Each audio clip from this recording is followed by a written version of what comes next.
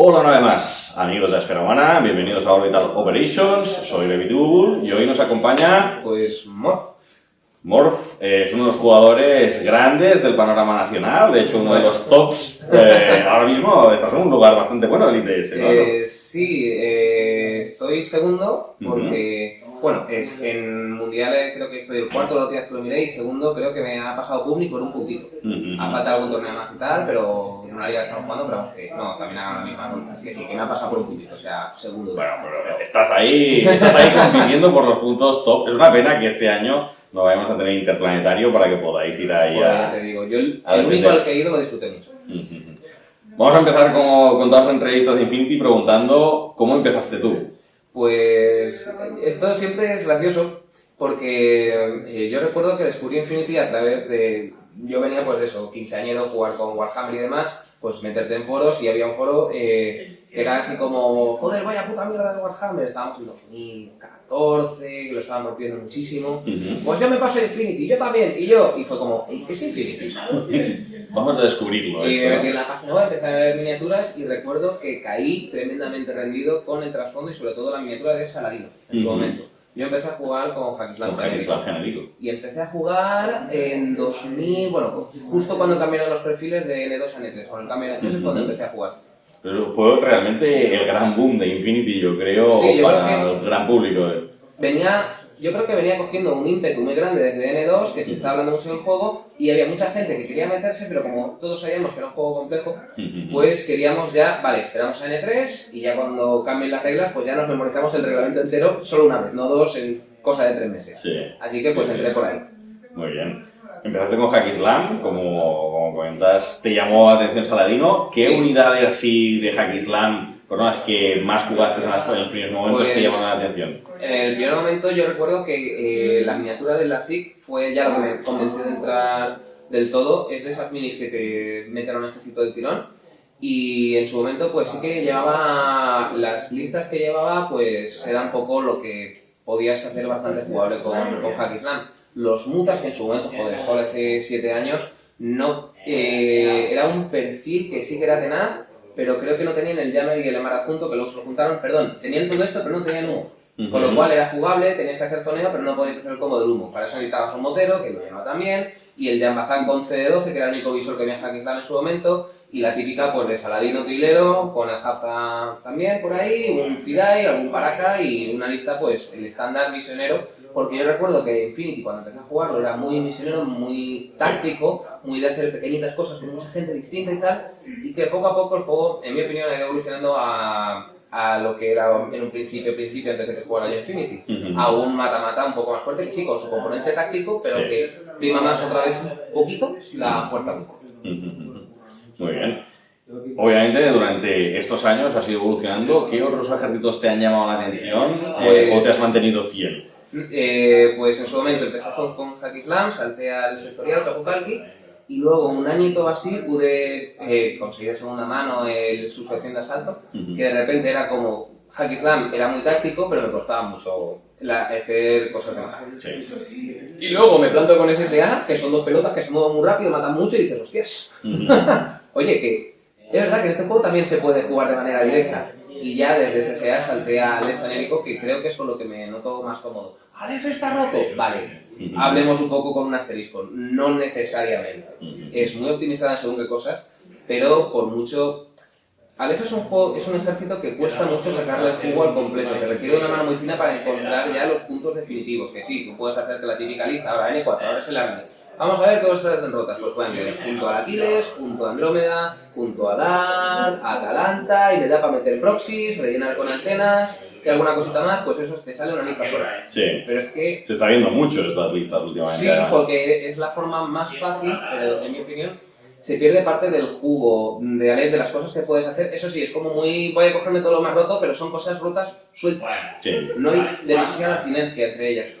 Un poquito sí, por ejemplo, la Atalanta te cubre muy bien el Aquiles, pero la Andrómeda también puede cazarte algún lado, te puedes entrar con Aquiles y tal, pero ya. No dependes mucho del despliegue para defenderte, hay cosas que pueden molar mucho de Aleph que no podrías estar probando. Por ejemplo, es que con Aleph te pueden salir hasta listas de de misiles, del combo de los Sí. misiles, te puede salir perfectamente. Puedes hacerte una lista muy defensiva, porque Aleph lo que destaca es, por un lado, la resiliencia, que para jugar completamente agresivo tienes efecto, realmente. Y el medio campo, con esta lista que te he dicho, pues tienes a Dart, quizás al Proxy MK2 si te da, y Andrómeda si falla tal, se te queda un poco débil. En el momento en el que consigan abrir la brecha, que algún plantillero tonto te baje al Atalanta y algún hacker tonto te baje al Aquiles, esa lista, Sí. que dices, tienes que hacerlo, pero no tiene mucha defensa. O sea, o te sale muy bien el turno 1, que si tienes un teniente con un taquín, sin muchas órdenes para él, tendrás la contrainteligencia detrás, y tiene un potencial, pero es una forma muy limitada de jugar Aleph con la cantidad tremenda de recursos que tiene. Sí. Y que puedes hacer muchos, como ya has visto la lista que te he llevado antes, no lleva Aquiles, no lleva De Andrómeda. hecho, la partida que hemos jugado ahora por la tarde la podréis ver ahora en el canal también, la subiré junto con esta entrevista para que veáis nuestra partida, que ha sido muy interesante, una partida de supremacía además muy ajustada, muy interesante. Como te decía, me ha gustado el ver tropas en mesa que no acostumbro a ver por parte de Aleph, como ha sido Dodoro, por ejemplo, que ha sido una pieza importante durante toda la partida. Y, hostia, es un cambio de aires, porque está haciendo lo que tú dices, acabas un poco cansados de... Sota caballo rey, como si solamente hubiera una forma de jugar eso. Bueno, tienes a Aquiles, que es una IP muy buena con Spitfire, pero ojo que la Asura con otra orden más y con un millón detrás. A mí me gusta mucho la Asura, ¿eh? A mí también, o sea, te haces la misma lista de Aquiles, puedes cambiar a Aquiles y otra cosa por la Asura con el millón detrás. Sería maravilloso que hubieran hecho dúo. Quizás pues sería ya la leche. eso sería la rehostia, porque al final lo que haces es un dúo forzado, que vale, las dos órdenes extra de la Asura, me acuerdo, para moverla me tengo que gastar un par de órdenes para correr mi millón en su sitio, tirar el humo justo, y luego con la Asura pues vas barriendo y tal. Pero que ese es un combo muy bueno, me parece mucho más sinérgico que nada, todo lo rato juntos. Sí. O incluso puedes plantearte, es que hay una cosa que en esta lista no lo llevo porque llevo el Dodoro teniente, pero tienes una cadena de mando bastante eficaz. Y Fenris tiene opción de teniente. Te llenan el slot del teniente en Aleph, que no tienes un teniente primero, no tienes un teniente barato, tienes que jugar un teniente con nombre. Aleph lo pasa mal en las misiones de asesinato del teniente, porque si no, tienes que gastarte los puntos en perder un slot de 30 puntos, de llevar al oficial Mirmidón, para dejarlo atrás y no te lo matan. Que, ojo, que sí, que no te lo matan, porque tiene metido en los 6, tiene un buen CC, tiene plantillas, tiene humo de todo, pero estás perdiendo 30 puntos. En tener un teniente ahí escondido. Quizás si lo combinas con Atalanta para que tenga el humo con la orden de teniente, todavía. Pero ese slot te lo puede llenar Fenix tranquilamente, y si cae, pues que acabará cayendo. Es un orador, pero es un orador muy duro. Es un tío que tiene metido en los 6, con un buen CC, con un buen CD, y además que si la enfrentada es tonta, pues te tiro el humo y me olvides. Y es un dado de 16 poniendo tú un -6 de base. Y si le van con visor, pues mira, sigue esquivando a 13 o sigue disparando a 13, porque lo que tenga visor, lo que sea un francotirador desde Cuenca, que ahí esquivas normal, puedes esquivar tú también, puedes disparar tú también, que con la plantilla puedes afectar a más de uno con un poco de suerte. Y, por ejemplo, y eso pues lo tienes bastante, te llena un poco ese hueco y puedes gastarte esos puntos. Que ojo, que la pena es que en genérico no tengas la Asura teniente con 2 órdenes y Hacker Plus, pero la cantidad de virguerías que puedes hacer con la Asura Hacker Plus es algo que no se ve mucho. Eso es fantástico en SSO. Y en SSO tienes el Haris de Asura Parvat y Yadu, que eso vale, van 150 puntos de la lista, pero hostia, es duro. Te lo hace todo, Y el CC ahora te la han puesto más moneda. Y con el Rudra también, si quieres. O el Rudra. Una pregunta, bueno, ahora ya no, lamentablemente no tenemos interplanetario, pero imaginando que tú plantearas ahora ir a un interplanetario, tras el cambio de los Fire Teams, ¿cuáles son los ejércitos que más miedo te daría encontrarte ahora? ¿Qué es lo que más te preocuparía encontrarte delante en un gran torneo? A mí se me suele hacer muy cuesta arriba, también un poco, que a veces uno me peco de obcecarme un poco con algún enlace. Cosmoflot tiene una lista que es muy densa, la del orador, piedra, volcolax o 4 tíos dando palmas. Y luego tienes un Haris muy bueno para llegar, tienes mucha gente media mesa, tienes gente que te sale por detrás, o tienes paracas también buenos, oye, que el paracabando está ahí, que la gente no juega, pero dices, oye, que llevo esta lista, me sobran 20 y pocos puntos, y puedo hacer la envolvente con el Haris por un flanco, me cargo un poco, abro ese lado y luego entro con el paracabando. Y dices, ostras, qué duro está esto. Y por lo general, pues ahora mismo un Cosmoflot sí se me hace un poco cuesta arriba, fíjate que veníamos de N3, que oh Dios mío, Ariadna, que se está quedando atrás, pues nada, toma Cosmo. Se ha puesto muy duro con las últimas entradas. Y los sectoriales nómadas Ujú. siguen teniendo bastante dureza, sobre todo Corregidor y Bakunin. Ujú. Bakunin me parece que está bastante durillo. Ujú. La pena es que Tunguska sí que creo que ha bajado un poquitín. Pero Bakunin dices, vale, ahora es que mi Riot con 4 palmeros no va a 16. No, pero va a 14 con Visor. Sí, sí, sí. Sí, está bien. Sí, son muy buenos, sí, sí, sí, sí. Con lo cual, y también tienes muchas opciones en Bakunin. Con el cambio de los enlaces, EC genérico, pues como muchos de los enlaces han perdido un poco peso, EC genérico y Aleph sí que indirectamente suben un poquito, en mi modo de ver, y ojo, lo de Morat, como... vale, por trasfondo supongo que está bien, pero ¿toco? ¿De dónde ha salido esta gente? Pero madre mía, pero... Así que tengo un tío con visor que me mete tiros de 2 en la pasada. Sí, sí. O cosas así. Ah, y bueno, y las IPs de 2 heridas para arar, 20 y pocos puntos. Sí, sí. Lo que quieras. Tengo un digger, pero además con 2 lanzacohetes. Bueno, 2 lanzacohetes sí está enlazado. Sí, sí, sí. Y si no, pues... y si no, pues te lo tiro a la cara. Y si no, pues tengo una granja de órdenes con los Gakis y la Oznat. Que eso sí que me ha gustado, lo de llevar enlaces que se mezcle por ejemplo, una IP con, por ejemplo, los Morlocks o la Oznat con los Gakis y Pretas. Eso se echaba un poco de menos de cuando había N3. Ese enlace, el de los Pretas, y que haya así Harris combinados, Harris o enlaces mixtos de irregulares y irregulares, que encaja bastante bien. Yo creo que, a mi modo de ver, el tema de los enlaces está mejor. Sobre todo está más claro. Sigue habiendo 2 o 3 que han recibido un buff directo, Cosmoflot entre ellos. Otros un buff indirecto, que Aleph un poco, EC un poco, 12 un poquito, porque tirará, por ejemplo, al Omega contra un enlace, puede hacerse un poco más duro. Ahora que el enlace va a ir un poquito peor, lo llena un poquito más. Ha facilitado muchas cosas, ¿sabes? Eso. Para los buenos cuidadores, yo, bueno, ya sabéis que hace unas semanas tuvimos un famoso vídeo de Euros hablando como Panoceania, y sí que es cierto que aunque desde Panoceania vimos que los cambios eran negativos a nivel de enlaces, yo sí que he notado que ahora te sacas un tag y con su CD15 ya no te da tanto miedo. Se nota. Un enlace, ¿eh? Y creo que de los sectoriales de Panoceania, el que sigue estando muy bien, y creo que ha mejorado un poquito directamente, es acontecimiento. O sea, ahora mismo el que más me preocuparía tener delante es acontecimiento, que por alguna razón es el que está fuera de producción.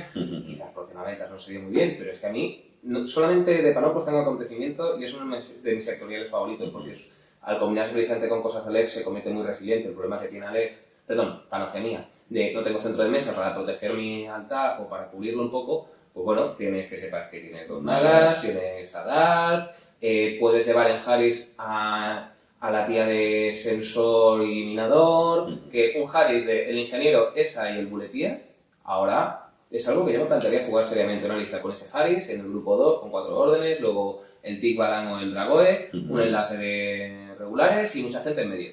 Sí. Ese tipo de lista yo creo que puede desenvolverse bastante bien. Ya los nagas, dependiendo de lo que tengas en las misiones del torneo, pues ya vas buscando más especialistas, más control de mesa, quizás el revulsivo de la mina monofilo, que en N3 funcionaba mejor que en N4, porque en N4 el monofilo hay mucha inmunidad total y ya no pierdes esa gracia. Sí. Pero el concepto, la del susto o muerte del monofilo era muy divertido. Bueno, que sepas que es como una mina monofilo. Es una cosa que yo he dejado de verla mucho, la mina monofilo. Yo me acuerdo que cuando empecé a jugar en N1 y N2, o sea, cada vez que juegas con un ejército con minas monofilas, era una cosa que te preocupaba. Y hoy en día, yo creo que la gente lo ha olvidado, lo de las minas monofilo. Sí, y era como, pues que voy con mi enlace de 4 IPs.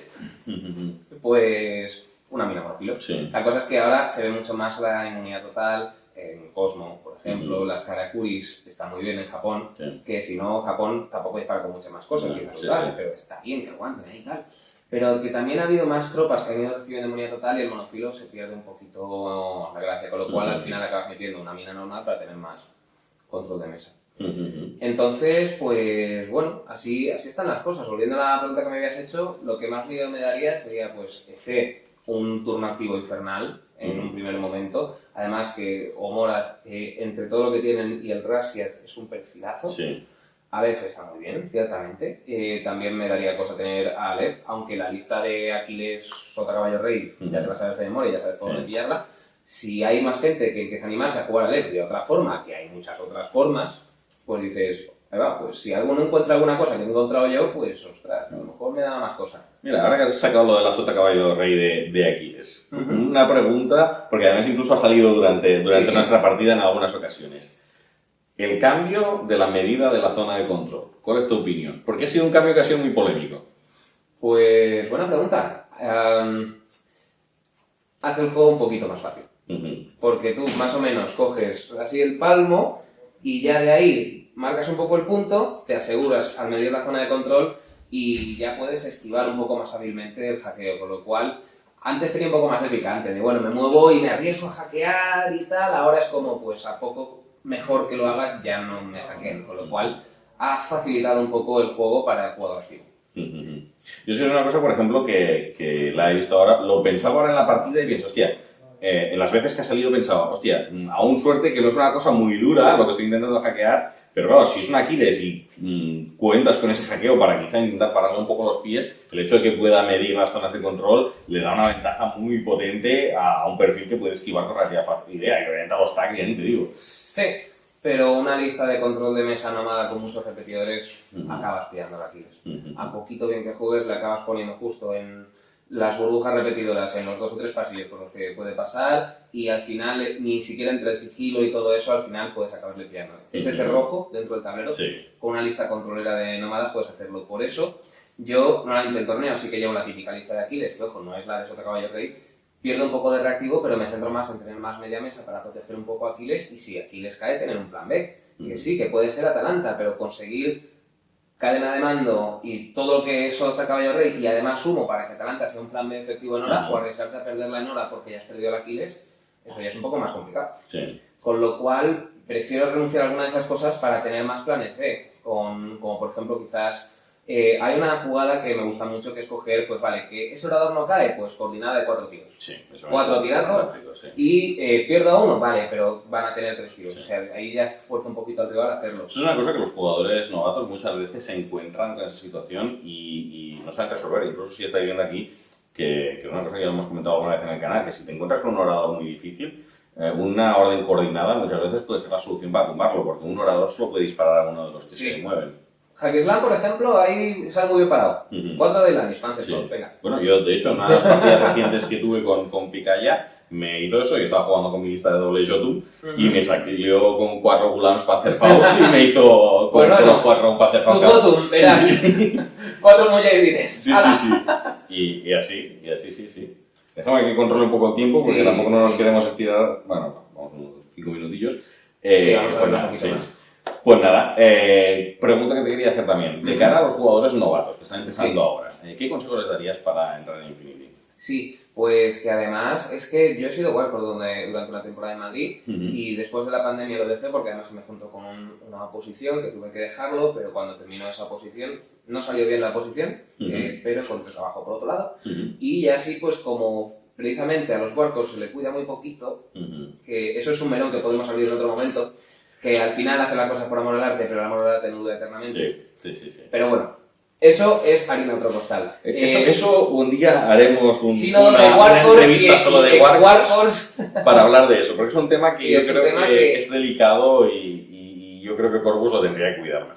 Yo estoy de acuerdo con eso porque el Warcore precisamente es una figura capital a la hora de acercar a los novatos al tema de juego. Y sí, pues en hacer torneos, en gestionar también quedadas, sobre todo lo que a mí me funcionaba mejor era ir promoviendo quedadas dentro de la tienda semanalmente, pero es muy duro porque es a pico y pala, semana tras semana, todos los días, hacemos una quedada y conforme el jugador novato se va viendo arropado por la comunidad, que es lo que mejor tenemos en Infinity, la sensación de comunidad, pues es un juego que cuesta mucho, pero en el momento en el que lo estás compartiendo en comunidad es mucho más fácil de entrar. Y eso, pues, es mucho más fácil jugar con gente que tienes a tu alrededor que te van explicando. Y sobre todo, para los novatos, pues, primero hacer tus introducciones. Es que no sé qué ejército elegir. Mira, la miniatura que más te mole, el trasfondo que más te mole. Infinity a veces era más difícil, a veces era más fácil. En mi caso fue más difícil. Empecé con Hackis y dices, ostras, pues venga, vamos a empezar en modo difícil, de golpe. Pero puedes acabar ganando con prácticamente cualquier ejército sin excesiva dificultad. No es como tengo una lista imbatible delante, con mi army contra este otro army, no puedo hacerlo. Así que consejos en resumen para los novatos, que traten de formar parte de la comunidad, que por otro lado es muy positiva, que es un juego que es consciente de que o cuidas a tus jugadores o se van porque es un juego muy exigente, pero a cambio de ser exigente te da muchas cosas. Yo he jugado ya pues desde 2015 y he jugado muchísimas partidas y no recuerdo 2 partidas iguales. Siempre pasaba algo distinto, siempre había un crítico en otra parte que cambiaba un poco la narrativa. Dejarse querer por la comunidad y no tener miedo de jugar contra los top super fuertes. Algún tonto que viene aquí a masacrarte, a hacerte la puya de turno y a buscar el combo raro en el límite de la legalidad, y el límite de la legalidad siempre cae de su lado, alguno hay, pero muy poquitos. Abogados de Infinity, afortunadamente con el cambio a N4, ese fenómeno, todavía no he vuelto a torneos grandes desde la pandemia del COVID, pero no he visto tantos desde N4 porque ya no se puede rascar tanto. ¿Se puede seguir rascando? Sigue siendo Infinity. Pero que no tengan miedo de jugar con la gente mejor que ellos, con los que llevan ya mucho tiempo jugando. Es con que más se aprende al final. Porque es con lo que van a aprender realmente. Que aunque veas que un tipo con una lista con tag te pasa por encima, dices, vale, ¿cómo tienes que defender tu tag? Pues pon un hacker en el centro que puedas mover, donde esté cerca del tag, despliega muy bien. Pon oradores que se estén viendo un poco entre sí. O es que ha venido suplantado y me ha reventado el ejército. Vale, pues vamos a aprender a desplegar contra un suplantado. Con 2 o 3 miniaturas constantemente viéndose entre sí para forzar muchas horas, muchos descubrir y que el impacto del suplantado sea limitado. Algo te va a quitar. Sí, siempre. Pero que sea más limitado y que él invierta más órdenes de lo que sea necesario para que él ya haya gastado buena parte de la partida en intentar venir. Así se juega contra un suplantado. Pues este tipo de consejos, que gente que lleva jugando a torneos mucho tiempo, son los que realmente lo saben. Así que no tengan miedo de jugar contra los pros, contra los tíos duros y tal, que realmente la mayoría, pues fíjate, yo creo que yo ocurro de profesor, por ejemplo, y yo trabajo para adultos y creo que es un perfil por lo general bastante accesible. El jugador duro top de Infinity es mucho más accesible que otros juegos. Sí, totalmente. Yo que vengo de otros juegos también, las notas. Sí, no solamente Warhammer, sino también juegos, por ejemplo, los de la Segunda Guerra Mundial y todo esto, tener al tío duro de antes y dices, pues nada. Se te quitan las ganas a veces en segunda partida. Sí. En Infinity dices, vale, va a ser una partida muy dura, pero si te lo tomas como un desafío, como los fallos que tengas, que pueden ser frustrantes, como lecciones para aprender, Infinity es un juego en el que nunca se para de aprender. Estás constantemente aprendiendo cosas nuevas sobre tu propio ejército, sobre los demás, sobre posibles tácticas. El juego evoluciona mucho, todos los ITS van introduciendo misiones nuevas, conceptos nuevos. Es un juego muy rico y constantemente estás aprendiendo, con lo cual, en resumen, acogerse en la comunidad, Infinity será mucho mejor acompañado que solo. Y por otro lado, que no tengan miedo de dejarse cuidar por la gente top. Eso también sería un pequeño llamamiento precisamente a los que son jugadores más top, por así decirlo, de que sean especialmente amables y acogedores con el jugador medio. Ciertamente. Pues bueno, señor Morph, muchas gracias por estar aquí con nosotros hoy. También querer agradecer a nuestros compañeros de Kekolandia que han tenido la bondad de traernos este espacio para hacer la entrevista de nuestra partida. Y espero que os haya gustado. Aquellos que tengáis la oportunidad de jugar contra Morph, si coincidís con ellos en algún torneo futuro, pues sabéis que excelente, bellísima persona, a pesar de ser un gran jugador del ITS, me ha dejado pegarle un poquito en la partida de hoy, ¿vale? Y bueno, muchas gracias por presentarte para esta entrevista y espero poder volverte a ver en breve aquí en Orbital. La labor de tu canal es muy apreciada, por lo menos en Madrid, es muy apreciada. Y necesitamos canales así que acerquen un poquito el juego y que dinamicen también un poquito la comunidad. Así que el trabajo que haces es impecable. Muchas gracias. Pues aquí lo dejamos por hoy. Espero que os haya gustado este Orbital Operations y nos vemos en el futuro con más entrevistas para la comunidad. Y como siempre, esperaros que detrás de este vídeo vendrá este report de la partida que hemos jugado hoy con Morph, que espero que os guste. Pues esto lo dejamos por hoy. Nos vemos en la próxima. Gracias. Hasta pronto. Hasta luego.